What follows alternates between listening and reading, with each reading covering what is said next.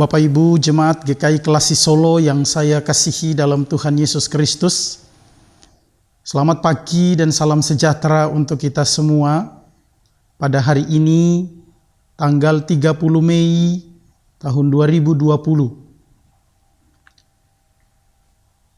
Keadaan yang melanda dunia ini, yaitu COVID-19 yang juga kita rasakan, membuat kita harus menyadari akan situasi ini, sehingga program ini boleh disampaikan kepada kita agar kita semua yang ada di rumah selalu bertumbuh di dalam iman dan pengharapan kepada Tuhan Yesus Kristus. Bacaan hari ini saya ambil dari dua kitab, yaitu Kitab Perjanjian Lama dan Kitab Perjanjian Baru. Dalam Kitab Perjanjian Lama, kita baca di dalam Keluaran pasal 20, ayat 1 sampai dengan ayat 17.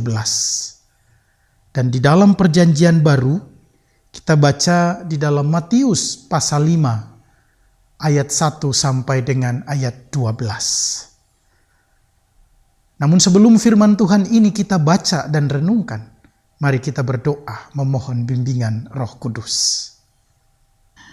Bapa kami yang ada di sorga, kami sungguh bersyukur atas anugerah-Mu yang Engkau berikan kepada kami. Hidup yang baru, semangat yang baru, di mana kami boleh peroleh pada hari ini. Dan untuk semuanya itu kami naikkan syukur kepada-Mu. Selanjutnya kami memohon penyertaan Tuhan, karena saat ini kami akan membaca dan merenungkan firman Tuhan. Biarlah Roh Kudus tolong kami dalam kelemahan kami, dalam ketidakberdayaan kami, agar apa yang kami dengar boleh kami mengerti, karena firman-Mu adalah kekuatan di dalam hidup kami. Berfirmanlah ya Allah, karena kami semua jemaat GKI Klasi Solo telah siap mendengar. Di dalam nama Tuhan Yesus firman yang hidup, kami berdoa. Amin. Matius pasal 5 ayat 1 sampai dengan ayat 12, firman Tuhan berbunyi, ketika Yesus melihat orang banyak itu, naiklah ia ke atas bukit, dan setelah ia duduk, datanglah murid-muridnya kepadanya. Maka Yesus pun mulai berbicara dan mengajar mereka, katanya,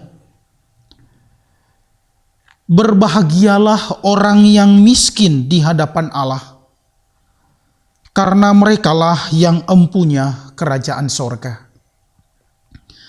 Berbahagialah orang yang berduka cita, karena mereka akan dihibur.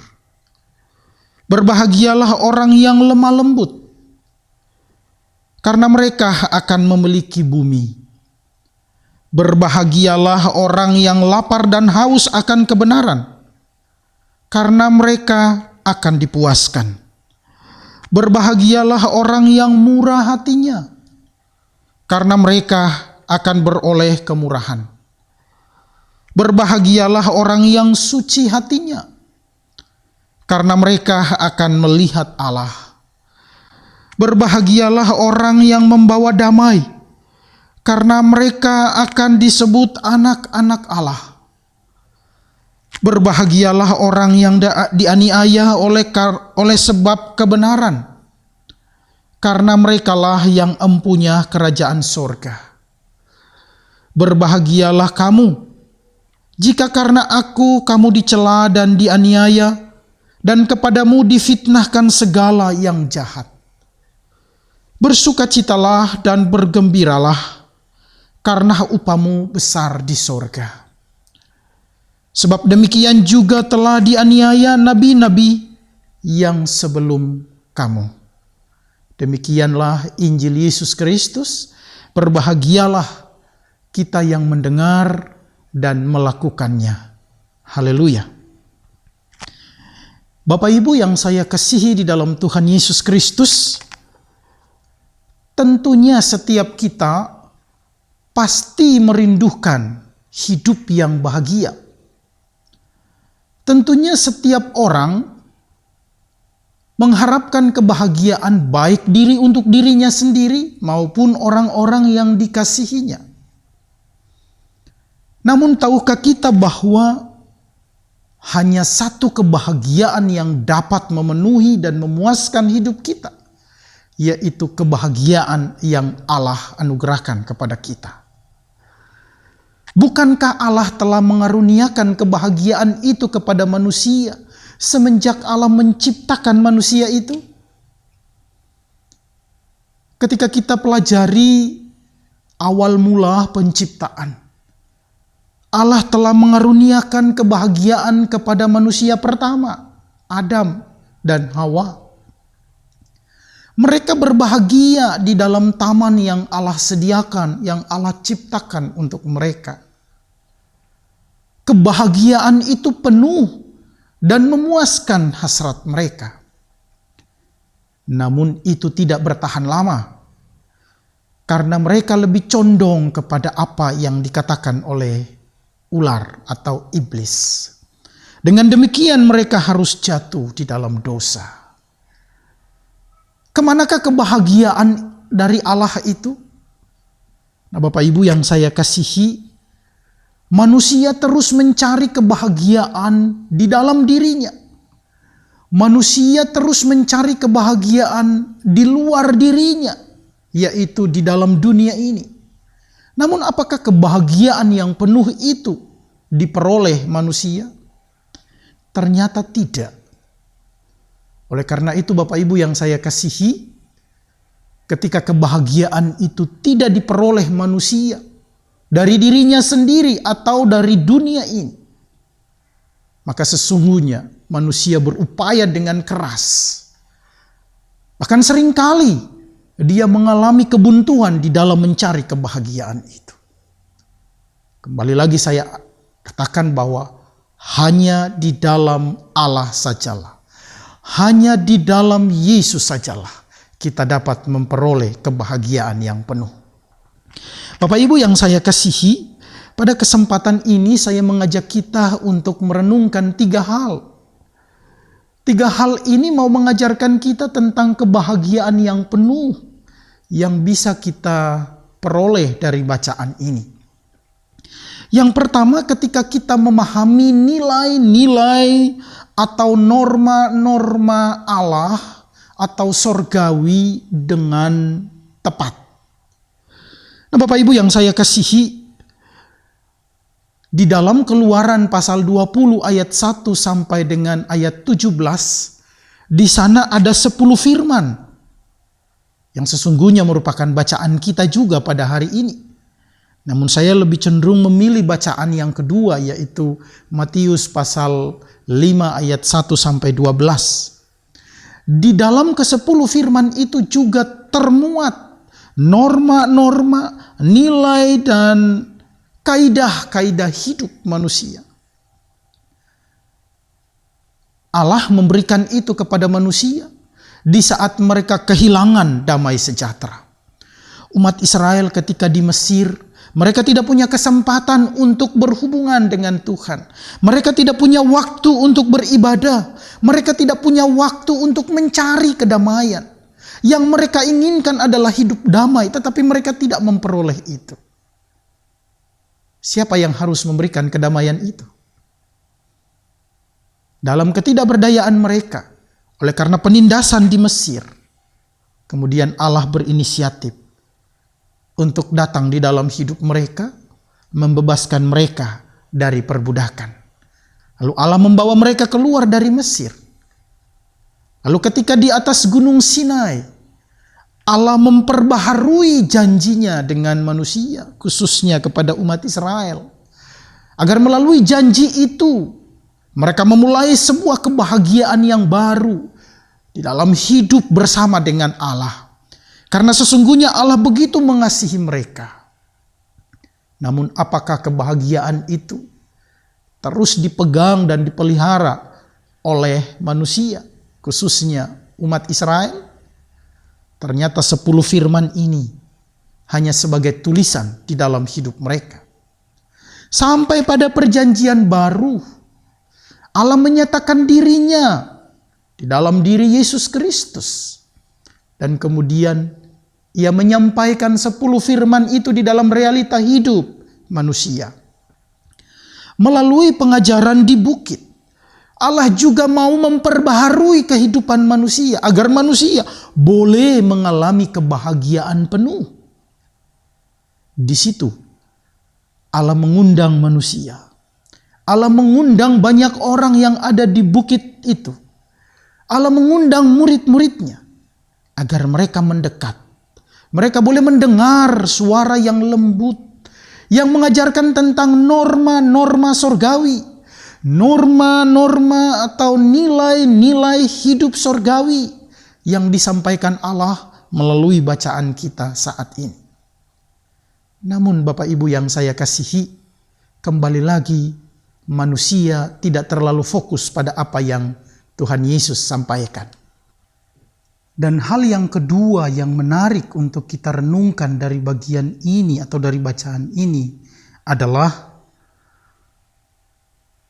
bagaimana kita merubah pikiran kita dan cara pandang kita tentang kebahagiaan yang kita dapatkan dari surga dan kebahagiaan yang kita dapat dari dunia ini. Saya ambil satu contoh di dalam ayat 3. Di sana dikatakan bahwa berbahagialah orang yang miskin di hadapan Allah, karena merekalah yang empunya kerajaan sorga. Ketika kita berbicara tentang yang miskin, maka pandangan dunia atau manusia adalah orang yang tidak punya harta, orang yang tidak punya apa-apa, orang yang papa. Namun apakah itu kehendak Yesus? Apakah itu maksud Yesus di dalam ucapan bahagia ini? Bagi saya bukan itu, Bapak Ibu yang saya kasihi. Tetapi yang dimaksud Yesus di dalam ucapan bahagia ini, yaitu orang yang merasa tidak punya apa-apa di hadapan Tuhan, karena semua yang ada di dalam hidup mereka itu datangnya dari Tuhan. Dalam hal ini, orang kaya pun bisa disebut orang yang miskin di hadapan Allah. Karena itu Bapak Ibu yang saya kasihi, hal semacam inilah yang harus kita pahami. Dan tentunya ucapan bahagia yang lain yang berkaitan dengan bagaimana pola pikir kita tentang kebahagiaan yang dianugerahkan Allah kepada kita dan yang kita dapatkan dari dunia ini. Sehingga kalau kita belajar tentang 8 ucapan bahagia, saya katakan 8 karena ayat 11 dan ayat 12 itu merupakan kesinambungan dari ayat 10 atau ucapan bahagia yang ke-8 yang kita jumpai di dalam ayat 10. Bapak Ibu yang saya kasihi, ucapan bahagia Yesus ini merubah, bahkan mau menata cara berpikir kita tentang kebahagiaan yang sesungguhnya. Yaitu kebahagiaan yang kita terima bukan dari dunia ini, tetapi dari sorga, dari Allah sendiri. Karena itu, kalau kita perhatikan 8 ucapan bahagia di dalam ayat 3 sampai dengan ayat 10, di sana Tuhan Yesus mau mengajar murid-muridnya, bahkan memperdengarkan kepada semua orang yang ada di situ tentang bagaimana kita harus mengubah pikiran kita atau mindset kita tentang surga dan dunia. Tentunya Bapak Ibu menyadari bahwa setiap orang memerlukan kebahagiaan di dalam hidupnya. Tetapi apakah kebahagiaan yang memenuhi, bahkan yang sesungguhnya itu, sudah kita peroleh? Lalu bagaimana dengan kebahagiaan atau ucapan bahagia yang Tuhan Yesus ajarkan kepada murid-muridnya? Maka Bapak Ibu yang saya kasihi, melalui 8 ucapan bahagia ini, atau melalui bacaan kita dari Matius pasal 5 ayat 1 sampai dengan ayat 12 ini, mari kita berpikir dengan pola pikir rohani bahwa sesungguhnya kebahagiaan yang kita peroleh di dunia ini hanyalah kebahagiaan yang sementara atau semu. Tetapi kebahagiaan yang Tuhan Yesus sampaikan melalui bacaan ini dan kita yang renungkan firman Tuhan ini adalah kebahagiaan yang kekal. Dan kebahagiaan itu bisa kita alami saat ini, tetapi juga di dalam kehidupan kekal, di dalam kerajaan sorga.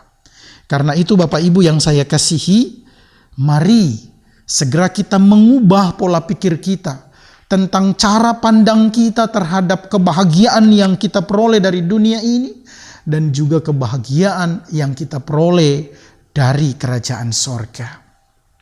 Yang ketiga Bapak Ibu yang saya kasihi, melalui bacaan ini dan 8 ucapan bahagia dari Tuhan Yesus kepada murid-muridnya dan semua orang yang mendengar dia saat itu, mau menyadarkan kita bahwa hidup kita saat ini tidak berakhir di dunia ini saja.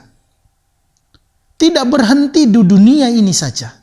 Tetapi kemudian akan berlanjut di dalam kerajaan sorga. Kekekalan itu bukan kita peroleh saat ini. Tetapi kekekalan itu kita peroleh setelah kita tinggalkan dunia ini. Lalu kekekalan macam apa yang kita peroleh? Kekekalan macam apa yang kita miliki setelah kita tinggalkan dunia ini? Maka norma-norma yang Allah berikan kepada kita di dalam bacaan ini dari ayat 3 sampai dengan ayat 10, bahkan sampai dengan ayat 12, ini merupakan petunjuk hidup kita supaya di dalam kehidupan kita di dunia ini, mari kita dapat memilih. Allah memberi kebebasan kepada kita untuk memilih.